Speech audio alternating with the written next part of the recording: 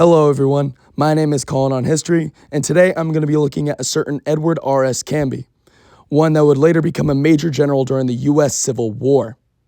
In this video, I'm going to be talking about his early military life and career. Without further ado, let's go and hop right on into it. Edward R.S. Canby was born on November 9, 1817 in Piatt's Landing, Kentucky. He would attend the military college at West Point in 1835 and graduate in the class of 1839 as a second lieutenant in the 2nd U.S. Infantry.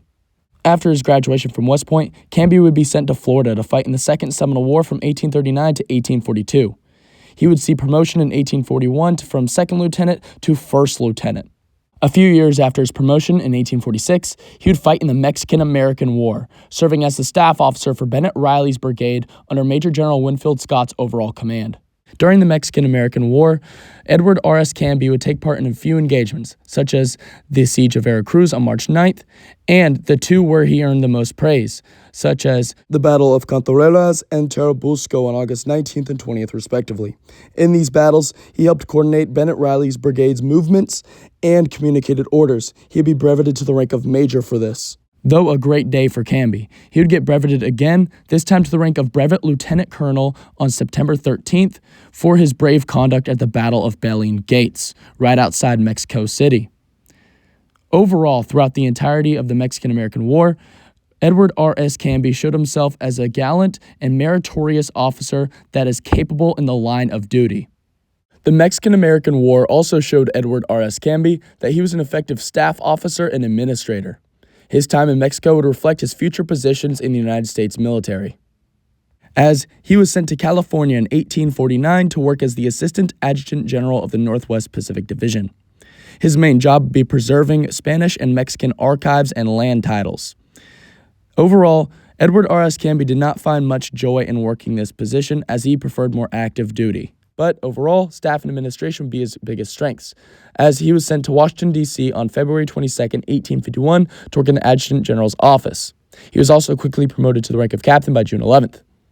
Working in various different administration roles, they would send Canby down south to inspect military posts in Arkansas, the Red River, and in Florida. Canby would inspect these posts from November 30th of 1853 to July 15th of 1854.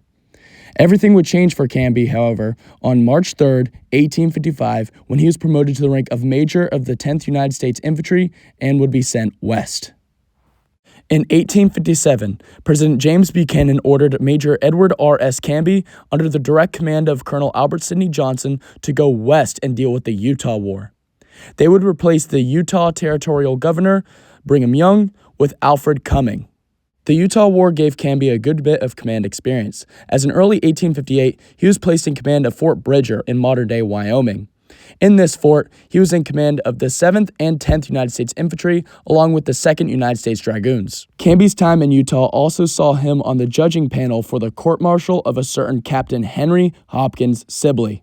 Sibley would eventually be acquitted, and Canby even endorsed Sibley's new invention he was coming up with called the Sibley tent.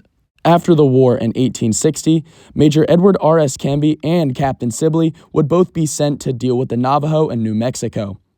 Canby would often send Sibley to hunt down the Navajo to little success, often finding themselves both just staring at the Navajo from afar. However, everything would change for these two officers in early 1861, when a much bigger and a much grander Civil War would take place, with Canby aligning himself with the United States and Sibley aligning himself with the Confederacy. Thank you guys for watching. I'll be posting part 2 here soon, so stay tuned by hitting that bell button for some notifications. I'll see you guys next time, and bye-bye.